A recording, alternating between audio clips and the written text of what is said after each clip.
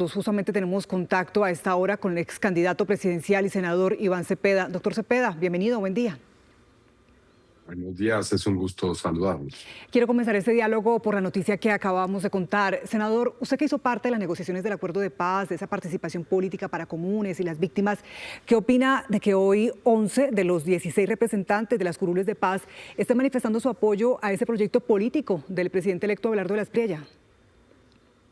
Pues que a todas luces han engañado a sus electores, porque ellos se hicieron elegir por una circunscripción creada por el Acuerdo de Paz de 2016 para honrar ese acuerdo, implementarlo, satisfacer los derechos de las víctimas a la verdad, la justicia y la reparación y avanzar en la paz, que es todo lo contrario a lo que ha dicho el señor de la Espriella va a hacer en estos años. En primer lugar, él ha enunciado claramente que va a desmontar cualquier política e institucionalidad de paz.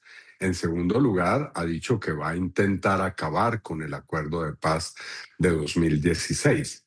Así que estas personas que han sido elegidas por estas curules han traicionado a sus electores y por lo tanto, creo yo, pueden ser objeto pues, de cualquier acción de carácter jurídico y político, cosa que habrá que examinar en el desarrollo de los próximos meses como actúen en el Congreso.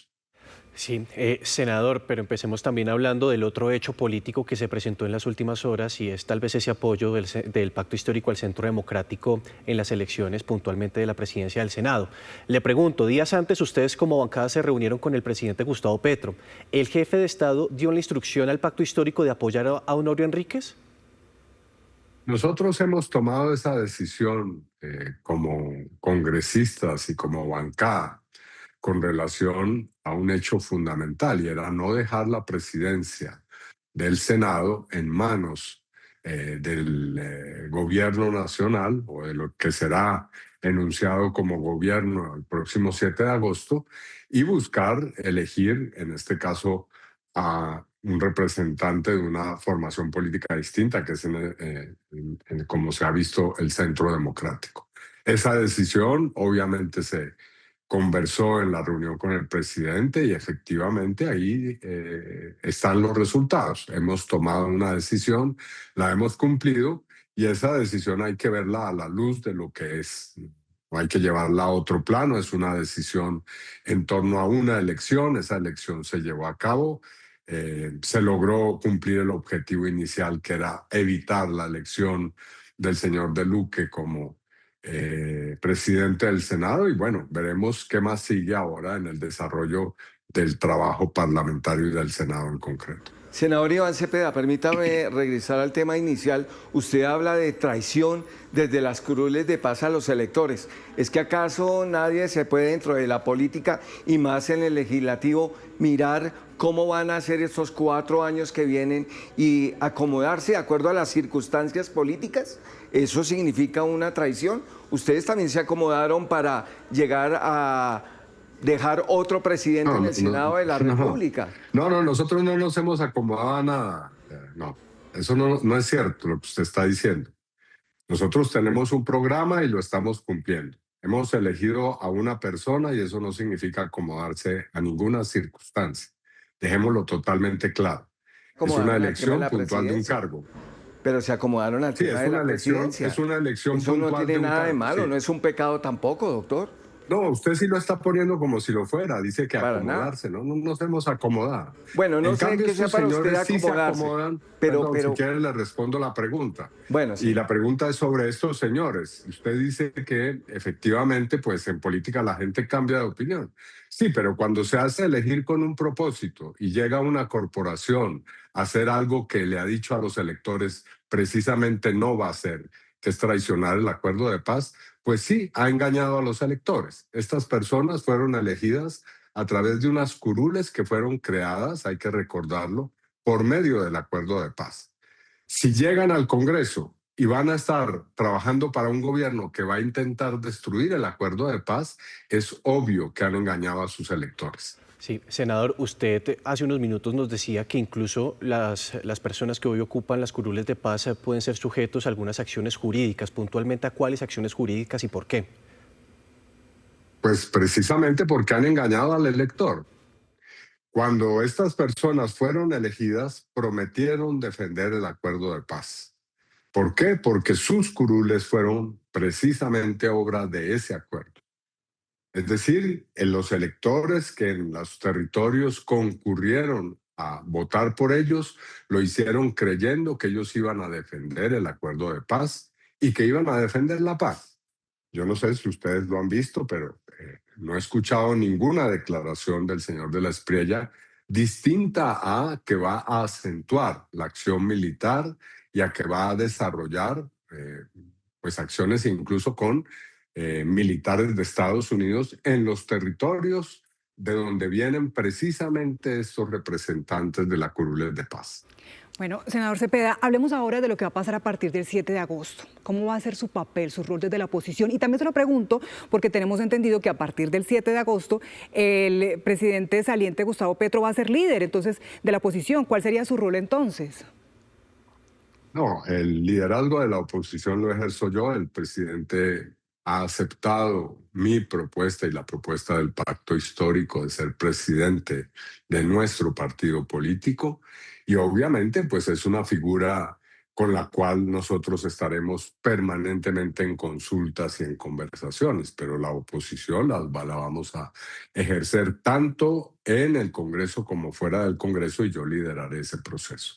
¿Cuáles son esos temas, senador, con los que ustedes van a iniciar ese proceso de oposición, teniendo en cuenta, digamos, que aquellos proyectos que ya se vienen anunciando y planteando y las políticas como tal, señor? Pues en primer lugar hemos radicado ayer un importante conjunto de proyectos de ley que nosotros vamos a debatir en el Congreso, que esperamos salgan adelante y que tienen pues un amplio espectro de temas. Uno de ellos, por ejemplo, la reforma a la salud, el continuar con el desarrollo de la jurisdicción agraria, realizar una reforma tributaria que requiere el país en este momento, avanzar en lo que tiene que ver con prohibir el fracking como método de explotación de hidrocarburos, en fin.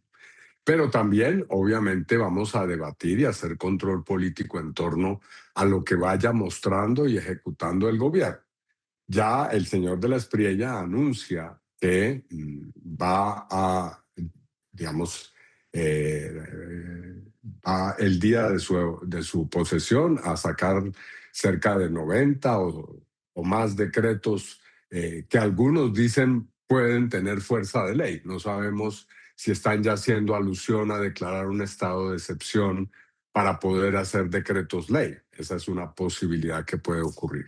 Así que de acuerdo con eso vamos a reaccionar. Hemos hablado de desobediencia civil y esas decisiones que consideremos riñen con los derechos de la gente, pues nos vamos a oponer tanto por la vía del poder legislativo como también a través de la movilización social. Sí, senador, y hablando un poco de otra propuesta que está sobre la mesa y seguramente ustedes como bancada tienen que discutir en las próximas semanas, es la proposición para tal vez permitir una posesión en una guarnición militar.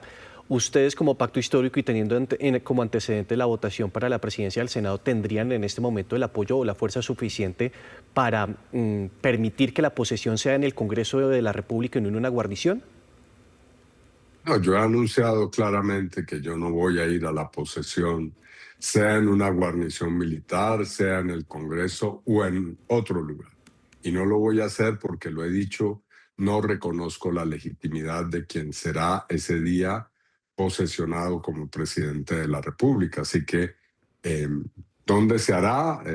Eso pues lo determinará el Congreso, pero ese es un acto en el cual yo no voy a participar y digamos que el sitio donde se haga me parece que es secundario con relación a una discusión más de fondo y es qué tanta legitimidad tiene a quien se va a posesionar como presidente. Esa debería ser realmente la discusión que se haga. Y hablando de anuncios, senador, ¿cuál es su posición frente al regreso de los bombardeos a grupos armados y también las fumigaciones a cultivos ilícitos, de uso ilícito? Pues hoy la Organización de Derechos Humanos Human Rights Watch ha dado a conocer un muy preocupante informe sobre operaciones militares que se han desarrollado tanto en la frontera con Ecuador como en la costa del Océano Pacífico y también del Mar Caribe. Y allí hay un conjunto de violaciones de derechos humanos muy graves. Se habla de 220 ejecuciones extrajudiciales, se habla de personas que han sido torturadas sin ser parte de organizaciones de narcotráfico, sino ser campesinos simplemente. Se habla de otras muy graves violaciones de derechos humanos.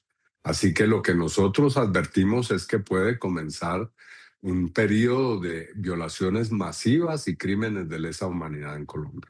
Sí, senador, y hace unos minutos estábamos hablando con el gobernador de Antioquia señalando que Medellín va a ser la sede del Escudo de las Américas. Digamos, ¿qué preocupaciones o qué reparos tienen ustedes con que Colombia ingrese a esta política de Donald Trump? Pues que no tenemos ninguna claridad de cuáles son los propósitos, los límites de ese tipo de alianza. Y aquí creo que lo más grave es que no existen controles frente a eso. Y lo que va a ocurrir, muy seguramente, viendo ya los informes como el que acabo de mencionar, es que va muy seguramente a comenzar un periodo en el cual, bajo el pretexto o la justificación de la lucha contra el narcotráfico, comenzar a realizar acciones violatorias de derechos humanos de la población. Sí. Bueno, senador, siempre es un gusto poder conversar con usted. Seguramente en las próximas semanas, en los próximos meses también estaremos hablando sobre lo que suceda en el legislativo y otras cosas, otros asuntos de interés nacional. Es usted muy amable como todos los días, muy amable. Muchas gracias, muy amable por eso.